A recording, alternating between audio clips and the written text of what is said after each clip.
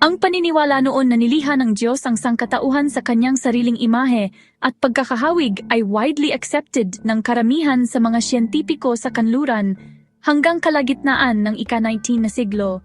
Sa madaling salita, they thought na lahat ng nilalang sa planeta ay pinaglihi ng isang banal na puwersa. Pero nagbago ang lahat nang dumating si Charles Darwin. May ilang researchers na noon pa nag-uusap tungkol sa evolution ng mga species, pero si Darwin mismo ang nagbigay ng matibay na paliwanag, may kasamang ebidensya. At ito ay sa pamamagitan ng natural selection. Ang kanyang teorya ay tuluyang nagbago ng biology at nag-offer ng bagong paliwanag tungkol sa pinagmulan ng tao. Dahil dito, naging isa siya sa pinakamaimpluwensyang siyentipiko at intelektual sa buong kasaysayan. Pero para makarating doon, kinailangan niyang maglakbay ng malayo, gumawa ng daan-daang eksperimento at gumugol ng halos 20 taon sa paghasa ng kanyang mga ideya. Ang paglalakbay ni Darwin noong 1831, 22 years old pa lang si Darwin at nag-aaral sa University of Cambridge nang inimbitahan siya na sumama sa isang malaking ekspedisyon. Sakay siya ng barkong HMS Beagle at gumugol ng halos 5 taon sa paglalakbay sa iba't ibang kontinente. Nagsimula sa South America. Doon, nag-uwi siya ng 12 ng specimens at fossils. Isa sa mga ito ang nagbigay sa kanya ng unang pahiwatig tungkol sa evolution, ang mga labi ng isang Mylodon, isang higanting hayop na parang sloth. Naisip niya, hindi pwedeng coincidence lang ang similarities na ito, dapat may koneksyon. Nang huminto sila sa Galapagos Islands, mas naging klaro. Napansin ni Darwin ang mga higanting pagong na iba-iba ang itsura depende sa isla. Sa mga isla na maraming halaman, maikli ang lig at pilugan ang shell ng mga pagong. Pero sa mas tuyong isla, mas mahaba ang lig nila at mataas ang shell para maabot ang mga bushes. Dito nagsimulang mabuo ang ideya niya. Ang mga species ay nag-a-adapt ayon sa environment. Inspiration mula kay Malthus. Pagbalik niya, pinag-aralan niya ang artificial selection, kung saan ang mga tao mismo ang nag-breed ng hayop at halaman para makagawa ng bagong uri. Napagtanto niya, kung kaya ng tao, mas lalo na ang kalikasan.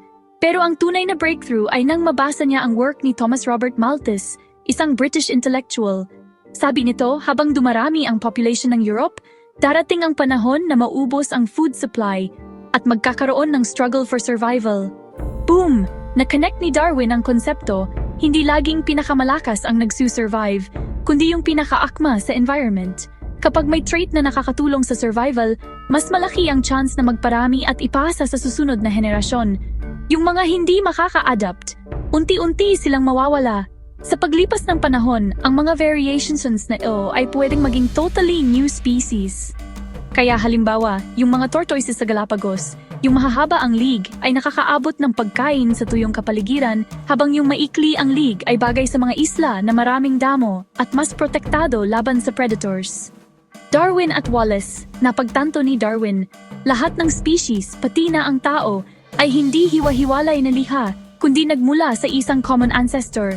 Pero kahit sinulat niya ang libu-libong pahina, 20 years siyang nagdalawang isip na i-publish.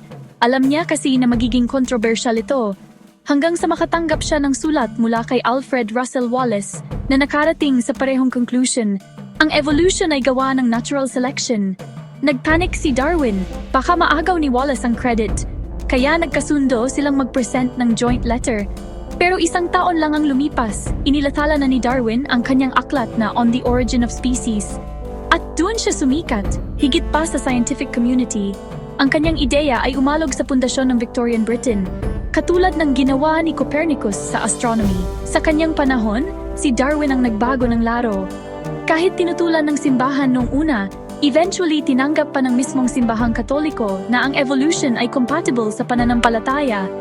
At ngayon, mahigit 150 years matapos ilabas ang teorya ni Darwin, alam na natin, ang evolution ay isang katotohanan. Patuloy na nagbabago ang planeta, at patuloy din tayong nagbabago kasama nito. Kung gusto mo pa ng mga kwento tungkol sa science at history, huwag kalimutang like, share, at mag-subscribe sa Ambingsh para sa mas marami pang matutunan. Kung gusto mo pa ng mga kwento tungkol sa science at history, huwag kalimutang like, share, at mag-subscribe sa Ambing para sa mas marami pang matutunan. Kung gusto mo pa ng mga kwento tungkol sa science at history, huwag kalimutang like, share, at mag-subscribe sa Ambing para sa mas marami pang matunan. Salamat sa panonood. Kita-kits sa susunod na video. Ambing kwento ng agham at kasaysayan para sa bawat estudyante.